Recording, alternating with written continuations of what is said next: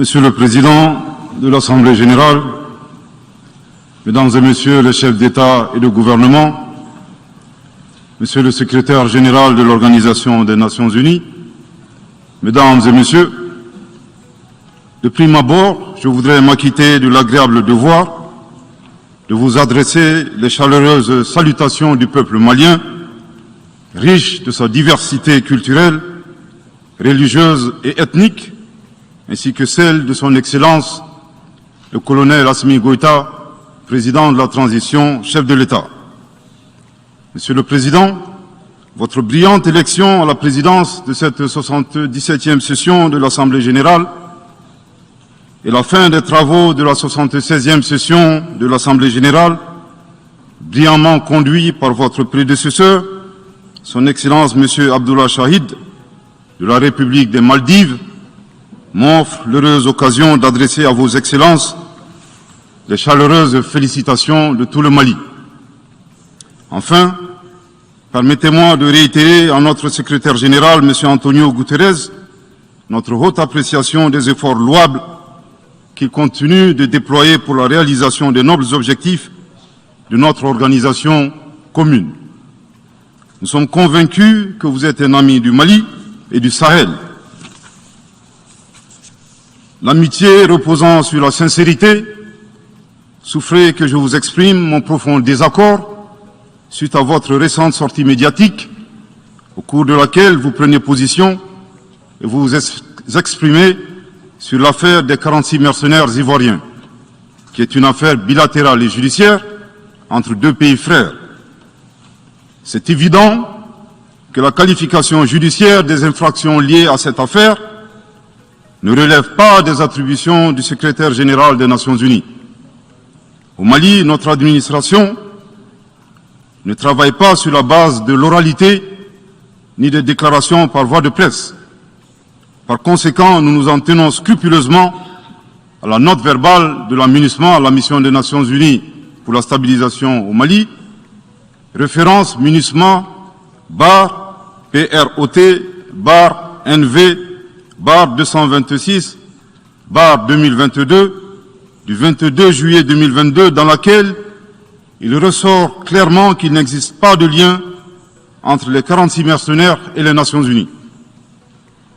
Les récentes synchronisations des actions et l'harmonisation des éléments de langage consistant à faire passer le Mali, mon pays, de statut de victime à celui de coupable dans cette affaire des mercenaires sont évidemment sans effet. Excellence, Monsieur le Secrétaire général, votre position sur l'affaire des mercenaires a été suivie par certains responsables d'Afrique de l'Ouest. Donc, c'est sous votre couvert que nous leur adresserons des messages. À l'endroit du président en exercice de la CEDEAO, M. Umaro Sissoko Embalo, qui affirme, je cite, « On vient de voir avant-hier la déclaration du secrétaire général des Nations Unies qui dit que ce ne sont pas des mercenaires. Moi, à la place des Maliens, j'aurais relâché ces 49 soldats. » Fin de citation. Je voudrais très respectueusement signifier à ce dernier qu'il existe un principe de subsidiarité, d'ailleurs au contour flou, entre la CEDEAO et les Nations Unies, et non un principe de mimétisme. Également, il est important de lui préciser que le secrétaire général des Nations Unies n'est pas un chef d'État et le président en exercice de la CEDEAO n'est pas un fonctionnaire. Par conséquent, il serait indiqué qu'il ne banalise pas la CEDEAO. Enfin, il est utile de rappeler au président en exercice de la CEDEAO qu'au Mali, les autorités n'interfèrent pas dans les dossiers judiciaires et respectent l'indépendance de la justice. Donc, nous n'avons pas vocation à interpeller ou relâcher. Ceci relève de la fonction judiciaire. Aussi, M. Umaro Sissoko Embalo doit être conscient du fait qu'il est le dépositaire d'un lourd héritage et de plusieurs sacrifices qui ont fait la renommée de cette organisation. La dynamique ayant fait la grandeur de la CEDEAO ne doit pas être brisée.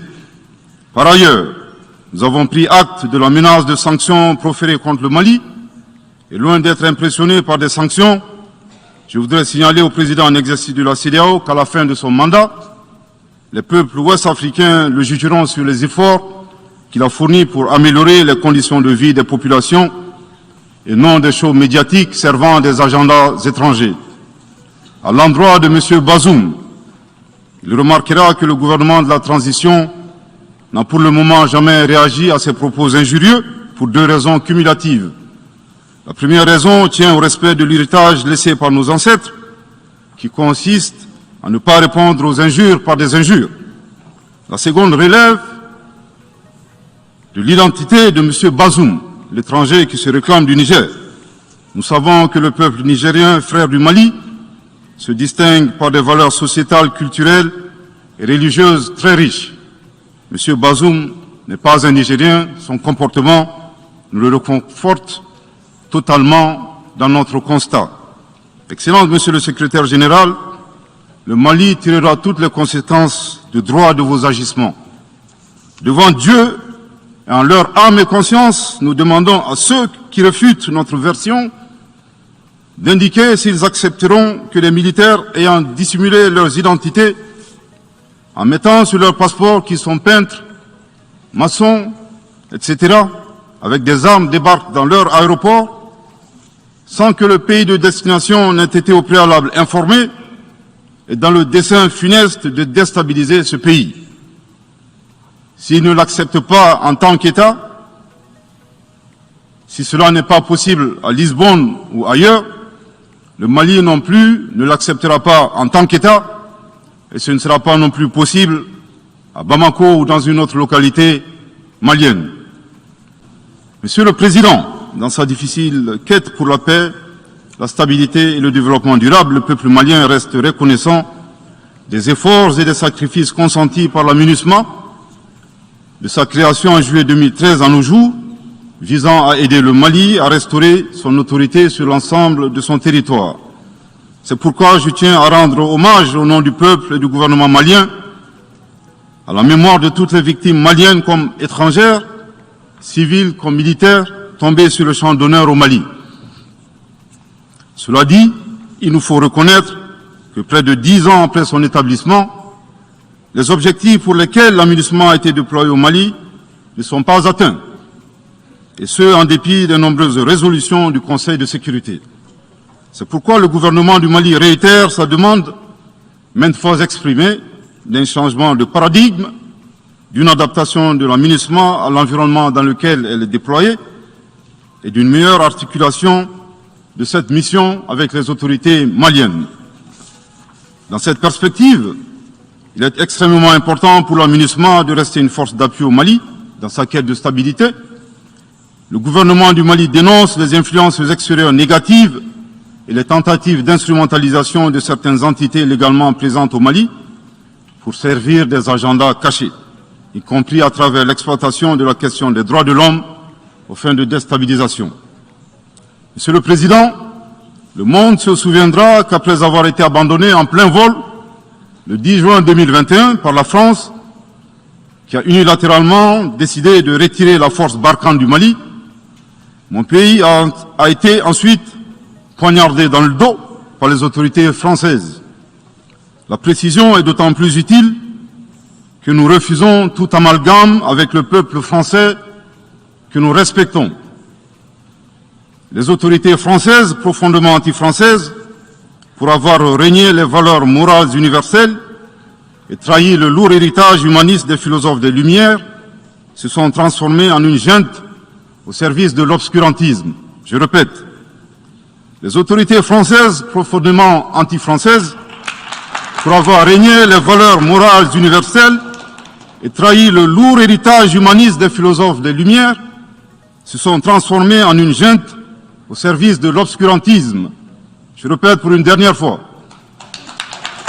Les autorités françaises, profondément anti-françaises, pour avoir régné les valeurs morales universelles et trahi le lourd héritage des philosophes des Lumières, se sont transformées en une junte au service de l'obscurantisme. Obscurantisme de la junte française nostalgique de pratiques néocoloniales, condescendantes, paternalistes et revanchardes, qui a commandité et prémédité des sanctions inédites, illégales, illégitimes et inhumaines de la CEDEAO et de l'UEMOA contre le Mali et mon pays. Après plus de 10 ans d'insécurité et en fait des milliers de morts, autant de réfugiés et de déplacés internes, n'est-ce pas un sacrilège de mettre une population malienne victime de l'insécurité dans un pays enclavé sous embargo pendant 7 mois, en procédant à la fermeture des frontières et la saisie des comptes financiers du Mali? Grâce à sa résilience et à la solidarité des pays amis et des peuples africains, le peuple malien a tenu et a déjoué les pronostics de ses adversaires. Obscurantisme de la junte française qui s'est rendue coupable d'instrumentalisation des différences ethniques en oubliant si vite sa responsabilité dans le génocide contre les Tutsis au Rwanda, coupable également de tenter désespérément de diviser les Maliens, enfants d'une même famille. Enfin, obscurantisme de la junte française qui a violé l'espace aérien malien en y faisant voler des vecteurs aériens tels que des drones, des hélicoptères militaires et des avions de chasse plus d'une 50aine de fois, en apportant des renseignements, des armes et munitions aux groupes terroristes. Afin de se donner une bonne conscience, la junte française accuse le Mali de n'avoir pas été reconnaissant en se gargarisant de la mort regrettable de 59 soldats français au Mali lors de diverses opérations de lutte contre le terrorisme. À cette triste accusation, nous rappelons que dans la majorité des interventions d'officiels maliens et des cérémonies, nous rendons systématiquement un hommage à l'ensemble des victimes de l'insécurité au Mali, sans distinction de nationalité, donc y compris les 59 Français décédés. Aussi, nous les invitons à ne pas s'arrêter à si bon chemin et de remonter le temps, en passant par leur intervention en Libye, décriée par toute l'Afrique, sans oublier la participation forcée des milliers d'Africains à la Première et la Seconde Guerre mondiale, sans oublier la traite négrière qui explique le sort économique de beaucoup de pays. Combien d'Africains sont-ils morts pour la France et le monde libre dans lequel nous vivons? Monsieur le Président, eu égard à la gravité des faits commis par la junte française, le Mali, dans sa lettre en date du 15 août 2022, a demandé la tenue d'une réunion d'urgence du Conseil de sécurité des Nations Unies. Cette réunion a pour objet de permettre au Mali de présenter les éléments de preuve en sa possession. Monsieur le Président, dans la lutte contre le terrorisme et l'extrémisme violent, le gouvernement du Mali est fortement interpellé sur la question des droits de l'homme. Je tiens à souligner que les droits de l'homme constituent avant tout des valeurs qu'incarne chaque Malien. Aussi, le gouvernement du Mali reste déterminé à les respecter et à les faire respecter, conformément à sa politique de tolérance zéro contre l'impunité. Et cela par fidélité à nos valeurs ancestrales inscrites dans la charte de Kouroukanfouga, proclamée en 1236 par l'empereur du Mali, Soundiata Keïta. Le Mali, berceau de grandes civilisations, héritier de grands empires, terre de brassage, d'hospitalité et de tolérance, fait de la promotion et de la défense des droits de l'homme une priorité nationale. C'est pourquoi je réaffirme avec force que les opérations militaires des forces de défense et de sécurité du Mali sont conduites dans le strict respect des droits de l'homme et du droit international humanitaire. Cependant, comme je viens de le souligner, le gouvernement du Mali s'oppose avec véhémence à l'instrumentalisation de la question des droits de l'homme à des fins politiques, de positionnement, voire de chantage ou d'intimidation. De même, nous regrettons la sélectivité observée entre les droits des populations dont des villages entiers sont massacrés et rasés, qui ne suscitent presque pas d'indignation particulière, et la manipulation communicationnelle faisant passer des terroristes neutralisés sur le champ de bataille pour des civils innocents. Monsieur le Président, pour terminer, je dirais que le peuple malien a décidé de prendre son destin en main. Il soutient pleinement le gouvernement dans la refondation du Mali, ainsi que le retour à un ordre constitutionnel apaisé et sécurisé en mars 2024, à l'issue d'élections libres, transparentes et crédibles. La réalisation de ces vastes chantiers exige du gouvernement de poursuivre et d'intensifier les efforts en vue de l'amélioration continue de la situation sécuritaire dans le pays et de la protection des personnes et de leurs biens. À cet égard, je me réjouis de la tenue à Lomé, le 6 septembre dernier, de la 3e réunion du groupe de suivi et de soutien à la transition. Les conclusions de cette importante rencontre, notamment la reconnaissance des progrès réalisés par la transition et les appels lancés en faveur de la mobilisation de tous les partenaires du Mali pour consolider leur appui politique, économique, technique et financier à la République du Mali, ainsi que pour soutenir les efforts des autorités de la transition du Mali en vue d'un retour harmonieux à l'ordre constitutionnel. Je voudrais rappeler que la transition au Mali résulte de plusieurs années de dysfonctionnement de notre jeune démocratie qui a engrangé quelques résultats positifs. Malheureusement, à l'heure du bilan, les passifs sont plus importants que les actifs, d'où la survenance de la transition. Je saisis cette opportunité qui m'est offerte pour remercier chaleureusement notre respecté aîné, son Excellence le Président Alassane Dramane Ouattara, pour les sages et éclairés conseils qu'il nous a prodigués dans son allocution mémorable à cette 77e session de l'Assemblée générale des Nations unies. Je voudrais le rassurer que les autorités de la transition malienne n'ont d'autres objectifs que de faire des réformes politiques et institutionnelles avant d'organiser des élections, tout en luttant obstinément contre le terrorisme. Ces réformes permettront d'améliorer la gouvernance et toutes les dispositions seront prises pour que la démocratie malienne soit la plus enviée au monde. Dans ce chantier, nous prêterons une attention particulière au 3e mandat, qui ne sera pas possible. Le troisième mandat pour un public moins averti consiste pour un président de la République d'effectuer une manœuvre en 4 temps, en vue de conserver le pouvoir pour lui seul et son clan. Premier temps, presque en fin de second mandat, donc en principe non rééligible, il s'agit pour le président de la République sortant de déclencher une révision constitutionnelle de manière non consensuelle. Deuxième temps, au cours de cette révision constitutionnelle, le président de la République sortant modifiera quelques dispositions constitutionnelles. Troisième temps, une fois la nouvelle constitution adoptée, sur fond de crise politique naturellement, le président sortant devient candidat en violation de la limitation du nombre de mandats à 2. Sa candidature est alors justifiée par l'adoption de la nouvelle constitution et le prétexte est tout trouvé.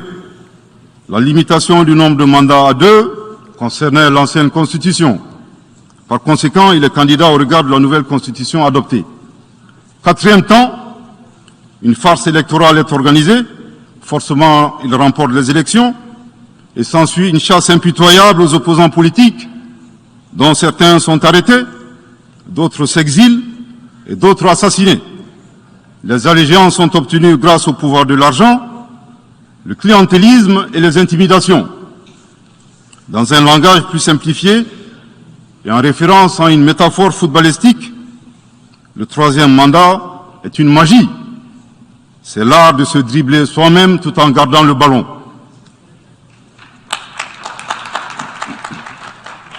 Excellence, Monsieur le Président Ouattara, vos conseils nous rappellent la triste histoire du chameau qui se moque de la bosse du dromadaire.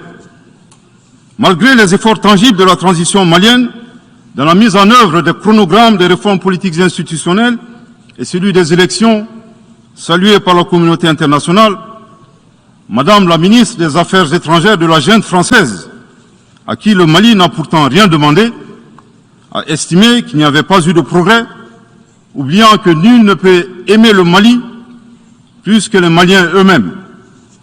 Sa position singulière et son adversité ne nous surprennent guère. Victor Hugo, dans Claude Gueux, a classé le genre humain en 2 catégories, en indiquant, je cite, qu'il y a des hommes qui sont fers et des hommes qui sont aimants. Fin de citation. Madame le ministre, dont il s'agit malheureusement, n'est ni fer, ni aimant, elle est hideusement sui generis. Devant l'incertitude et les situations étrangères, le peuple malien adopte une attitude prudente. C'est ce que l'écrivain et le sage Amadou Hampâté-Bâ met en relief en conseillant dans l'étrange destin de Wangrin que, je cite, « Si observer est une qualité, savoir se taire préserve de la calamité. Fin de citation. Madame le ministre de la Junte française, le Mali vous conseille de vous contenter d'observer sa situation. C'est l'occasion pour moi de saluer les relations de coopération exemplaires et fructueuses entre le Mali et la Russie, tout en réaffirmant que le Mali reste ouvert à tous les partenaires qui souhaitent l'aider à relever les défis multiples qui l'assaillent dans le respect strict de sa souveraineté, de son unité et de la dignité du peuple malien. Le Mali rappelle que conformément à la vision du colonel Assimi Goïta, président de la transition chef de l'État, 3 principes guident l'action publique nationale. Premier principe, le respect de la souveraineté du Mali. Deuxième principe, le respect des choix stratégiques et de partenaires opérés par le Mali. Troisième principe, la prise en compte des intérêts vitaux du peuple malien dans les décisions prises. En application de ces principes, le Mali reste disposé à poursuivre et à renforcer ses relations de bon voisinage avec l'ensemble des pays qui l'entourent. De même, le Mali, fidèle à son engagement panafricain, continuera à œuvrer au sein des organisations sous-régionales et régionales pour la réalisation de l'intégration africaine. Également, l'atteinte des objectifs de la transition requiert l'accompagnement de l'ensemble des partenaires du Mali, y compris les Nations Unies. J'en appelle donc aux amis du Mali à rester mobilisés aux côtés du gouvernement en vue de l'aider à relever ensemble ces défis importants. Pour la grande majorité des États du monde, convaincus par le respect mutuel et le partenariat gagnant-gagnant, je leur garantis que les portes du Mali leur sont grandement ouvertes et les Maliens les accueilleront les bras ouverts. Pour la minorité qui serait tentée de ne pas respecter ces principes, nous leur promettons qu'ils feront face à des millions de Assimi Goïta, soucieux de défendre leur honneur, leur dignité et leurs intérêts vitaux. Je terminerai en donnant 2 conseils aux nostalgiques de la domination. Ayez le sens de l'empathie en traitant les autres comme vous voudrez être traités ou en ne faisant pas aux autres ce que vous ne voudrez pas qu'on vous fasse. Le second conseil, revoyez vos copies, revoyez vos modèles, revoyez vos logiciels pour intégrer le changement de mentalité et l'évolution du monde dans vos grilles de lecture et d'analyse. Sortez du passé colonial et entendez la colère, la frustration, le rejet qui remonte des villes et campagnes africaines, des populations africaines, et comprenez que ce mouvement est inexorable. Grâce au principe de la multiplication fractale, vos intimidations et vos actions subversives n'ont fait que grossir le rang des Africains soucieux de préserver leur dignité. S'il n'était qu'une centaine aux indépendances, aujourd'hui nous sommes des millions, et demain, tant que les paradigmes inégalitaires demeureront, nous serons des milliards. Le Mali et son peuple ne seront pas des spectateurs face aux assauts et l'adversité. Pour chaque mot employé de travers, nous réagirons par réciprocité. Pour chaque balle tirée contre nous, nous réagirons par réciprocité.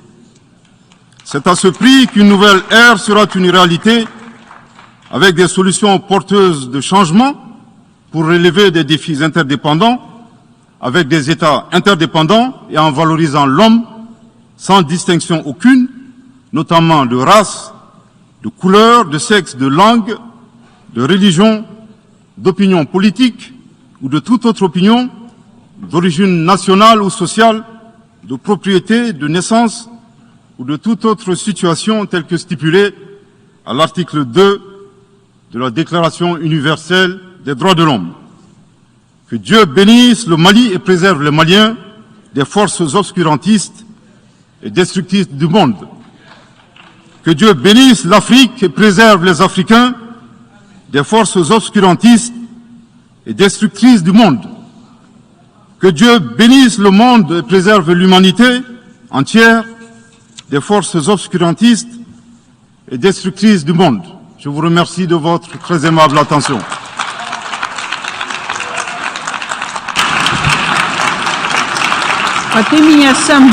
Au nom de l'Assemblée générale,